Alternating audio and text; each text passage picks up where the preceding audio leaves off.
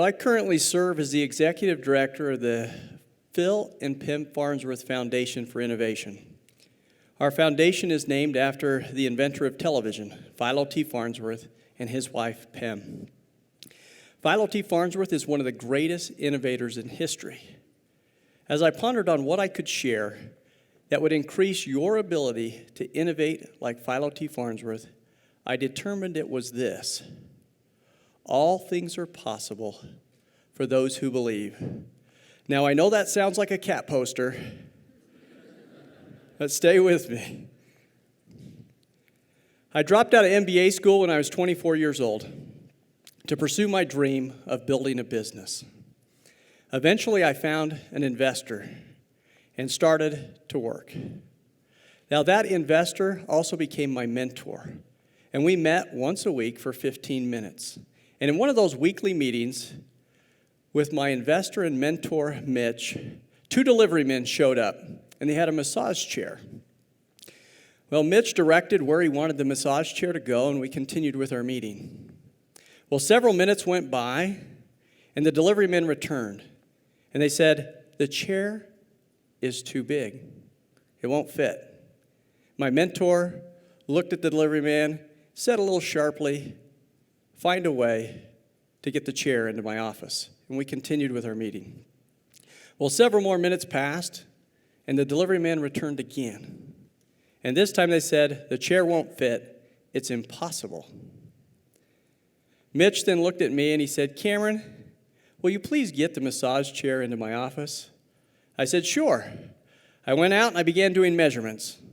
And the delivery man said, "We've already measured. It's impossible." Well, as I measured the door, I saw indeed the door was much smaller than the massage chair. I saw if we took off the door, if we took off the inner molding, we could gain a couple inches. And if we took the chair at just the right angle, it might fit. So I asked the two delivery men if they would assist me, as it would take 3 or 4 people to carry the chair at the required angle. They declined, saying there's no way you're getting that chair into that office. Well, my office was nearby, so I called up and asked 3 employees to come over and assist me. When my 3 employees arrived, I explained what we needed to do. The 4 of us, we picked up the chair, we went up the narrow stairs, we went around the switchback, through the narrow door, and placed the massage chair in my mentor's office. And I returned to my meeting, and I said, "The massage chair is in your office."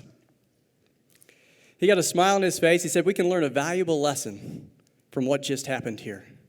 While the delivery men came up with excuses, you came up with solutions.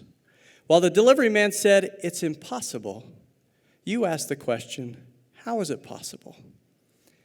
He then pointed at me as he said, "That is why the delivery men make $8 an hour, and you will be a millionaire."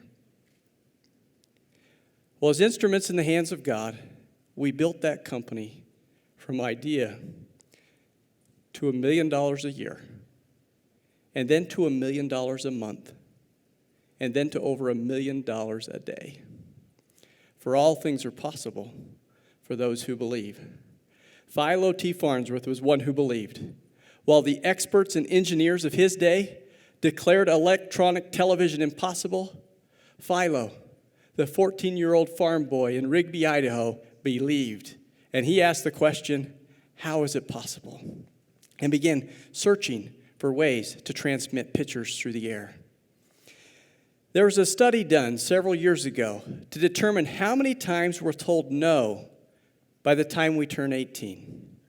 The study concluded that a person is told on average no 148,000 times by the time they turn 18. I shared that at one conference, and a gentleman shouted out, "That's all?" To which I responded, "Well, 148,000 is just the average. Maybe he was told no 200,000 times." But often, as we are told no so frequently, it creates in us a belief of what can't be done, a belief that things are impossible. Well, I brought with me today a raw egg that I just grabbed out of the fridge this afternoon. Now, by a raise of hands, how many people believe this raw egg could be balanced on end here? No tricks, no props, just free balancing on its own. All right, we got a few. All right, I'll now balance it on in.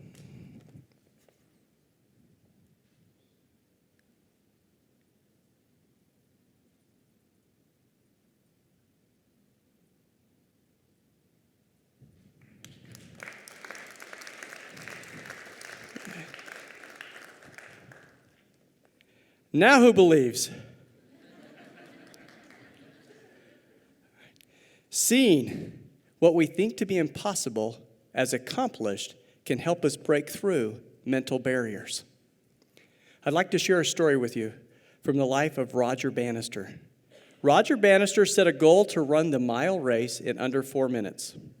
The world record at the time stood at 4 minutes and 1.4 seconds and had stood for 9 years. The physiologist of the day said that running a mile under 4 minutes was impossible and that it was dangerous to the health of any athlete who attempted to reach it. Nonetheless, Roger Bannister set the goal, and he found a picture of him finishing a mile race, and he took that picture and he wrote on it 3 minutes and 59 seconds. And then at night, before he went to bed, he ran through the mile race in his mind, running each lap in just under a minute and finishing the race in 3 minutes and 59 seconds. Well, after months of intense training and visualization, Roger Bannister set a new world record. He ran the mile race in 3 minutes and 59 seconds. Now, I share that story for this reason. While the record had stood at just over 4 minutes for over 9 years, Roger Bannister's record at 3 minutes and 59 seconds only lasted for 46 days. In an interview, when he was asked about his record being broken so quickly, Roger Bannister said this: "There was a mystique, a belief that it couldn't be done. But I think it was more of a psychological barrier than a physical barrier." Roger Bannister was able to break through those psychological barriers by visualizing and seeing the impossible as accomplished. And once he had broken those psychological barriers, he opened the door for other athletes to do the same. Philo T. Farnsworth also had the gift of seeing the impossible as accomplished. One of those instances occurred shortly after he received funding for television.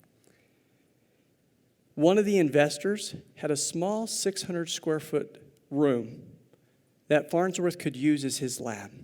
Farnsworth sent for his friend Cliff to come to San Francisco to assist him in the lab. As they stood outside this empty 600 square foot room, Farnsworth said, "Behold, the future home of electronic television." While most people would just see an empty room, Farnsworth saw television in that room. He saw all the components of television in place and complete. He saw his television system transmitting pictures before a single item was placed in that room. 1 year later, in that small San Francisco lab, Philo Farnsworth made history as his television system transmitted the first electronic pictures. Following that successful transmission, Farnsworth sent a wire to his investors, and that wire simply read, "The damn thing works." Television was just the beginning. Farnsworth continued to innovate. He had dozens and dozens of additional innovations and inventions. A few of those include the baby incubator, the electron microscope, and radar technology. He had numerous labs throughout his life. He had a lab right here in Idaho. He had the lab in California. He had labs in Utah, Indiana, Pennsylvania, and Maine. And in each of those labs, he had a motto. And his motto was this: "The difficult we do right away. The impossible takes slightly longer." As you change your thinking from "it's impossible" to "how is it possible," as you visualize and see the impossible is accomplished, you can innovate like Philo T. Farnsworth. I believe the greatest inventions and innovations are still to come. I believe you have ideas that can change the world. And as you believe, you will innovate like Philo T. Farnsworth. For all things are possible for those who believe. Thank you.